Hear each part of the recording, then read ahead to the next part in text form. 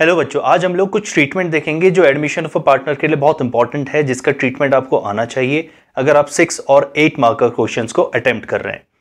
तो जैसे हमने reassessment of liabilities and revaluation of assets को देखा था, सेम वैसा ही ट्रीटमेंट इनका भी होता है। देखते हैं किन का। Adjustments for reserves and accumulated profit और लॉसेस। एक्यूमुलेटेड का मतलब होता है अनडिस्ट्रीब्यूटेड, और रिजर्व्स का कैसे एडजस्टमेंट किया जाएगा ये अभी हम लोग देखते हैं।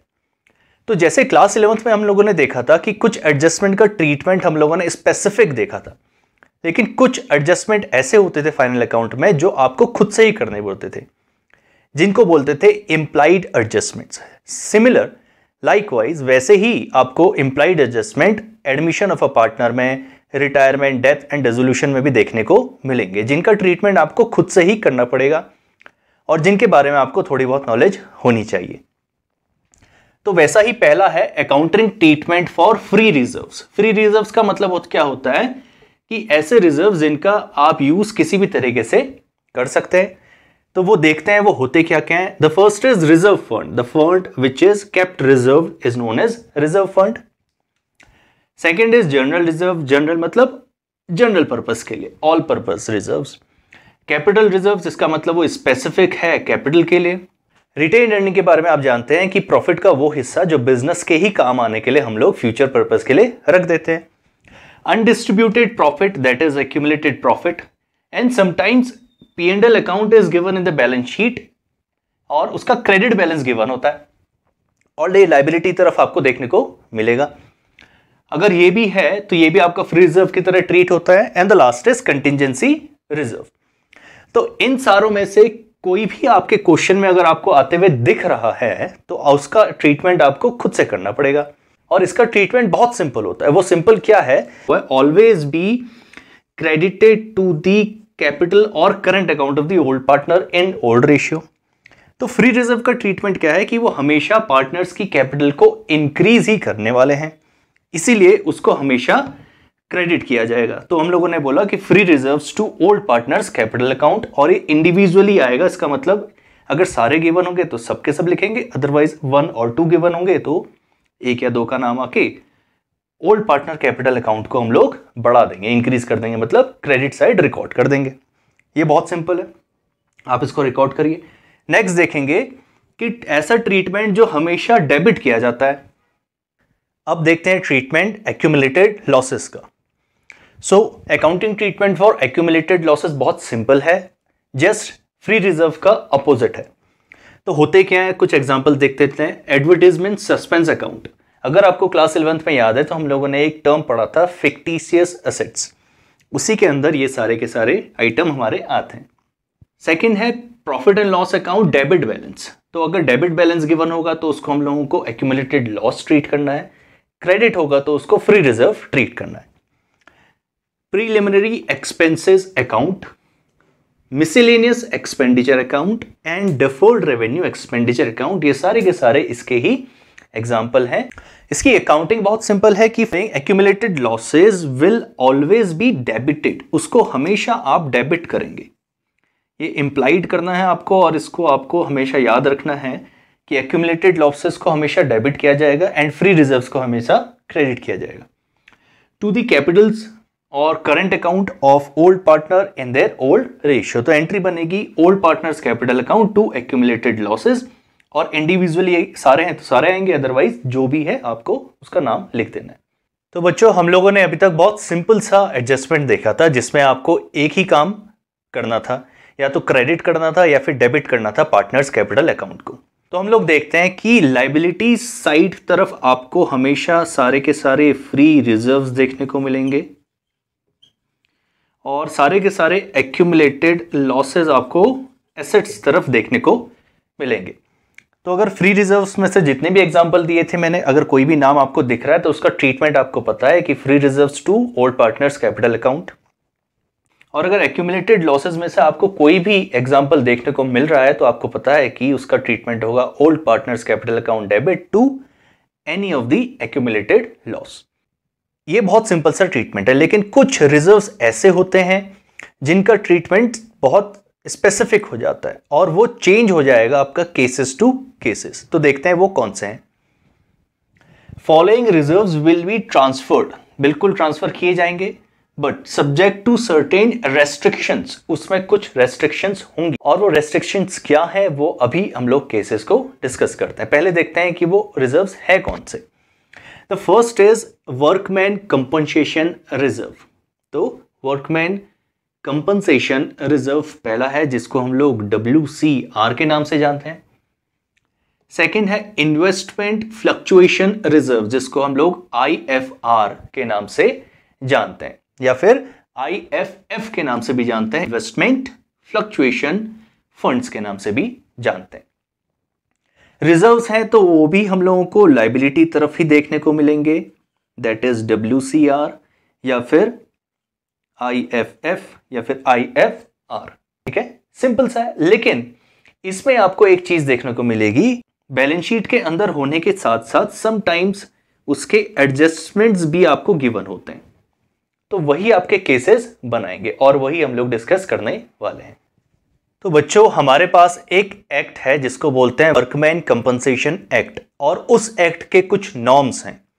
आप कभी भी अगर कुछ एम्प्लॉयज को काम पे रख रहे हैं, उन एम्प्लॉयज की सेफ्टी और सिक्योरिटी के लिए आपको कुछ रिजर्व्स बना के रखने पड़ते हैं, और वही रिजर्व होता है वर्कमैन कंपनसेशन रिजर्व। इस रिजर्व का काम क्या होता है कि अगर वर्कर्स को during the course of action, मतलब काम करते वक्त कभी भी कोई इंजरी हो जाए या फिर कुछ मिसहैपनिंग हो जाए, तो उसको कंपनसेट करने के लिए आपकी कंपनी से या आपकी फैक्ट्री से उनको कंपनसेट किया जाएगा। और वो कहां से होगा? वो इस रिजर्व से होगा। तो इसके कुछ केसेस होते हैं और उसकी कुछ अकाउंटिंग ट्रीटमेंट भी आप देख रहे हैं। तो मैं आपको एक बैलेंस शीट और एडजस्टमेंट के हिसाब से कुछ समझाता हूं।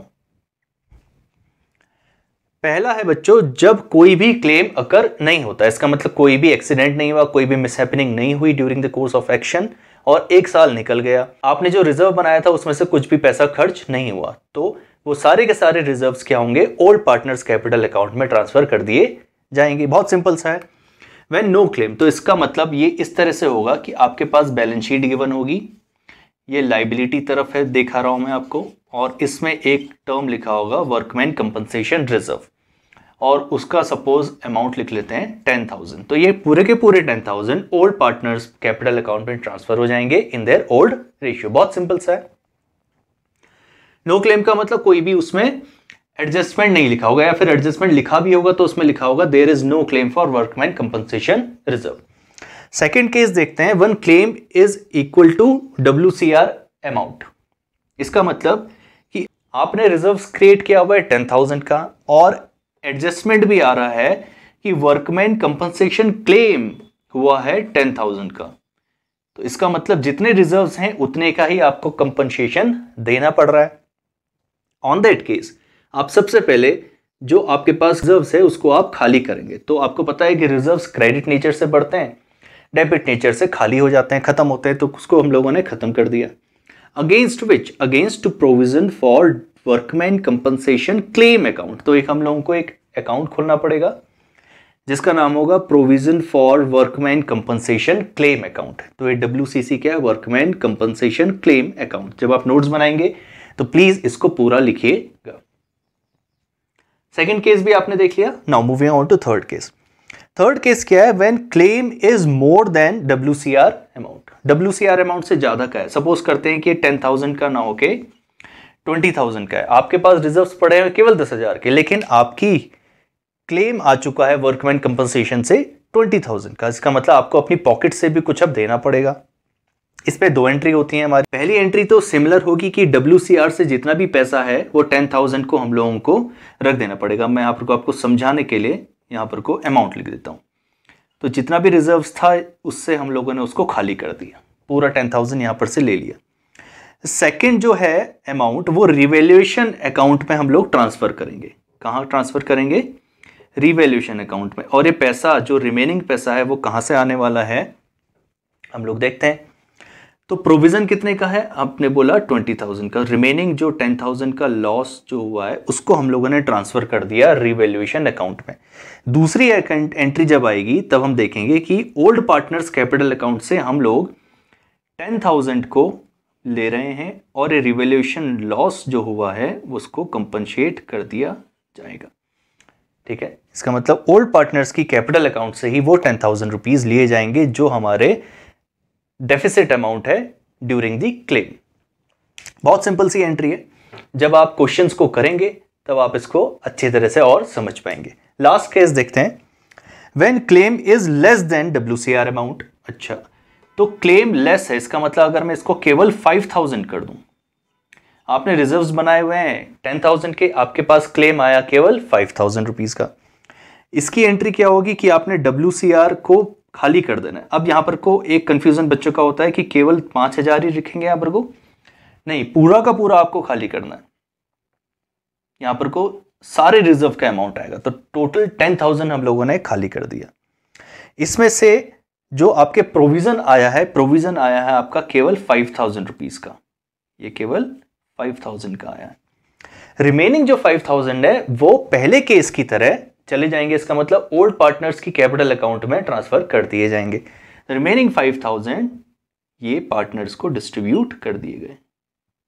बहुत सिंपल सा केस है, जैसे जैसे आप प्रैक्टिस करेंगे आप इसको बाय हार्ट कर लेंगे और ये आपको कोई भी कंफ्यूजन इसमें नहीं रहेगा। इसको आप जल्दी से रिकॉर्ड करिए। नेक्स्ट देखते हैं इन्वेस्टमेंट फ्लक्चुएशन रिजर्व्स। दूसरा इंपॉर्टेंट रिजर्व होता है वो होता है इन्वेस्टमेंट फ्लक्चुएशन रिजर्व्स, और इसका केस हमारे पास देखने को मिलता है। तो पहले मैं इसको समझाता हूं कि होता क्या है। जब हम कुछ इन्वेस्टमेंट्स करते हैं तो हम लोगों को एक ध्यान में रखना पड़ता है कि इन्वेस्टमेंट की फ्यूचर वैल्यू क्या होगी, और वो फ्यूचर वैल्यू फ्लक्चुएट होते रहती है, और उसी के लिए हम लोग एक रिजर्व बना के चलते हैं। वो इसलिए कि हो सकता है कि इन फ्यूचर हमारे इन्वेस्टमेंट की वैल्यू गिर जाए, तो उसको कंपनसेट करने के लिए हमारे पास कुछ पॉकेट में मनी होनी चाहिए। वही होता है इन्वेस्टमेंट फ्लक्चुएशन रिजर्व। अब मैं इसको बैलेंस शीट की तरह आपको समझाता हूं। सपोज ये हमारे पास बैलेंस शीट है और ये अब हम लोग एसेट तरफ चले गए, और एसेट्स तरफ में आप लोगों को एक चीज देखने को मिल रही है, दैट इज इन्वेस्टमेंट्स 100K। और इस इन्वेस्टमेंट के लिए आप रिजर्व बना के चल रहे हैं। वो क्या होता है कि आप लोगों ने जब इसको लिखा था, जब इसको खरीदा था, तो उसकी बुक वैल्यू थी 100K। तो बुक वैल्यू आपकी कितनी थी? 100K। और हो सकता है कि आने वाले कुछ समय के बाद उसकी जो मार्केट वैल्यू है वो चेंज हो जाए। बिल्कुल हो सकती है, वो सेम भी हो सकती है, वो फॉल भी कर सकती है, और वो बढ़ भी सकती है। तो तीनों केसेस हम लोग इसमें डिस्कस करने वाले हैं कि उसका ट्रीटमेंट किस तरह किया जाएगा। पहला केस देखते हैं जब मार्केट वैल्यू और बुक वैल्यू सेम है। बहुत सिंपल सा केस होता है ये, जब आपकी बुक वैल्यू और मार्केट वैल्यू दोनों एक जैसी हैं, तो इसका मतलब आप लोगों को कुछ भी फ्लक्चुएशंस देखने को नहीं मिली। तो आप सारा का सारा पैसा जो भी इन्वेस्टमेंट फ्लक्चुएशन रिजर्व में है उसको खाली करके पार्टनर्स की कैपिटल अकाउंट में डिस्ट्रीब्यूट कर देंगे। क्यों? क्योंकि ये हमारा क्लॉज होता है कि before the time of admission या फिर रिकॉन्स्टिट्यूशन होने पर पुराना हमारा रिजर्व्स एंड लॉसेज या फिर प्रॉफिट्स होते हैं उसको डिस्ट्रीब्यूट करना कंपलसरी होता है। पहला केस बड़ा सिंपल सा होता है। दूसरा केस क्या है कि book value is less than the market value, या फिर मैं बोल सकता हूं कि market value is more then the book value. तो बुक वैल्यू अगर आपकी 100 रुपए है और मार्केट वैल्यू 110 रुपए है, तो इसका मतलब वो 10 रुपए का प्रॉफिट आप लोगों ने देखा। पहला तो हमारा सेम केस है, जितना भी इन्वेस्टमेंट फ्लक्चुएशन रिजर्व में अमाउंट है उसको हम लोग ओल्ड पार्टनर्स कैपिटल अकाउंट में ट्रांसफर कर देंगे। सेकेंड, इन्वेस्टमेंट की वैल्यू में इंक्रीमेंट आया है, तो जब हम लोगों ने reassessment of liability and revaluation of assets देखा था, हम लोगों ने ये एंट्री डिस्कस करी थी, increase in the value of asset is always debited to revaluation account. तो ये भी हम लोगों ने एंट्री पास करी। नाउ जो वो प्रॉफिट आया, अब ये जो हमारा मार्केट वैल्यू से जितना भी हम लोगों को गेन मिला है, कि बुक वैल्यू सपोज करते हैं कि 10 थी और मार्केट वैल्यू 11K हो गई है, तो वो जो 1,000 रुपए का जो आपको प्रॉफिट हुआ है उसको भी आपको ओल्ड पार्टनर्स में डिस्ट्रीब्यूट करना पड़ेगा। सिंस प्रॉफिट है तो old partners capital account credit हो जाएंगी, तो revaluation to old partners capital account आपका एंट्री बन जाएगी। बहुत सिंपल सा है, तो आप इस केस को जल्दी से नोट डाउन करिए। केस 3 देखते हैं उसमें क्या होता है। 3 क्या होता है, जब बुक वैल्यू ज्यादा होती है और आपकी करंट और मार्केट वैल्यू गिर जाती है। इसका मतलब आपने इन्वेस्टमेंट खरीदे थे 100 रुपए के, अब जो उसकी वैल्यू हो गई है 90 रुपीज। तो ये केस है। इसमें भी हमारी 3 सब केसेस देखने को मिलते हैं। तो पहला केस मैं आपको बताने वाला हूं, बी वाला, जब आपकी fall value is equal to your reserve value. तो अगर बैलेंस शीट के अंदर आपके इन्वेस्टमेंट हैं 10,000 के, ओके, आपके पास current value of investment as an adjustment given है 8,000। ठीक है, ये दोनों केस समझ में आ गया आपको कि इन्वेस्टमेंट की बुक वैल्यू है 10,000 की और आपको एडजस्टमेंट के अंदर मिला हुआ है कि इन्वेस्टमेंट की करंट वैल्यू है 8,000 रुपीज। इसका मतलब क्या है कि 2,000 इन्वेस्टमेंट की वैल्यू में गिरावट आई है या फिर डिक्रीज हुआ है, और आपके IFR की वैल्यू भी 2000 ही थी। जो आपने रिजर्व बना के चले थे आप, वो भी आपने सेम अमाउंट के बनाए थे 2000 की। तो ये केस है when fall value is equals to IFR। So IFR हो जाएगा इन्वेस्टमेंट फ्लक्चुएशन, रिजर्व्स आपके सारे के सारे 2000 के 2000 खत्म हो जाएंगे और इन्वेस्टमेंट की वैल्यू में भी आपके 2000 रुपीज की गिरावट आई है, ये हमने शो कर दिया। नाउ अब देखते हैं केस नंबर ए, जिसमें है जब fall value is less than the IFR, जब आपकी फॉल वैल्यू IFR से कम होगी। इसका मतलब आपकी current value of investment given है 9,000 रुपीज और आपके IFR आपने बनाए थे कितने के, 2000 के। So the difference is 1K। आपके पास 1,000 रुपए का नुकसान हुआ आपकी वैल्यू पर, लेकिन उसको कंपनसेट करने के लिए आपके पास 2,000 रुपए रिजर्व्स में थे। इसकी एंट्री होगी इन्वेस्टमेंट अकाउंट डेबिट, आपके पास अमाउंट आ जाएगा और ओल्ड पार्टनर्स कैपिटल अकाउंट आपके पास चले जाएगा। इसमें अमाउंट कितना आएगा बच्चों, यहां पर को आएगा 1,000 रुपीज का। ये बड़ा इंपॉर्टेंट है क्योंकि 1,000 रुपए आपने कंपनसेट कर लिए और remaining 1,000 is distributed among old partners in their old ratio. तीसरा केस देखते हैं, जब आपकी fall value is more then the IFR, आपके पास जो गिरावट आई है वो आपके रिजर्व्स कम पड़ रहे हैं उसको कंपनसेट करने के लिए। सपोज करते हैं कि पास इन्वेस्टमेंट की बुक वैल्यू है 10,000, आपकी करंट वैल्यू हो गई है 7,000 और आपके पास जो रिजर्व्स अमाउंट है वो है 2,000 ओनली। इसका मतलब 1,000 फर्दर और डिक्रीज हो गया है।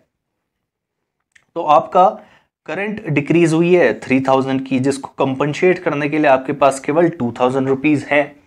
इसका मतलब रिमेनिंग 1,000 आपको पार्टनर्स के कैपिटल में से ही डिडक्ट करना पड़ेगा ताकि ये जो रिड्यूस्ड वैल्यू है इसको आप कंपनसेट कर सके। इसकी एंट्री आपके पास 2 देखने को मिलेगी। द फर्स्ट इज जितना भी इन्वेस्टमेंट फ्लक्चुएशन रिजर्व्स है, सपोज यहां पर को हम लोग मान के चल रहे हैं कि 2,000 है, तो 2,000 हम लोगों ने लिख दिया। रिवैल्यूएशन में अमाउंट आएगा 1,000 रुपीज का, क्योंकि ये लॉस हम लोग शो करने वाले हैं रिवैल्यूएशन में। और इन्वेस्टमेंट की वैल्यू में कितना गिरावट आई है, आप बोलेंगे कि 3,000 हैज डिक्रीज्ड। ओके, पहली एंट्री हो गई। नाउ जो 1,000 रुपीज का जो अमाउंट है उसको हम लोग कैसे करेंगे, और जो हमारी एंट्री आएगी वो आएगी old partners capital account debit to revaluation account, और ये 1,000 रुपीज चार्ज किए जाएंगे ओल्ड पार्टनर्स की कैपिटल अकाउंट से। ठीक है, केसेस तो सिंपल है लेकिन ये प्रैक्टिस से ही आपको अच्छी तरह समझ में आएंगे। जब हम लंबे क्वेश्चंस करेंगे 6 और 8 मार्कर्स के, तब ये केसेस आपके पास एडजस्टमेंट में आएंगे और आप इसको इजीली परफॉर्म भी कर पाएंगे। बच्चों, आज का लास्ट टॉपिक बहुत इंपॉर्टेंट है, ये भी आप लोगों को कवर करना जरूरी है। तो कुछ ऐसे रिजर्व्स होते हैं, the following reserves should never be distributed, जिनको आपको डिस्ट्रीब्यूट करना कंपलसरी नहीं है। इसका मतलब यह है कि आपको उसको डिस्ट्रीब्यूट नहीं करना है।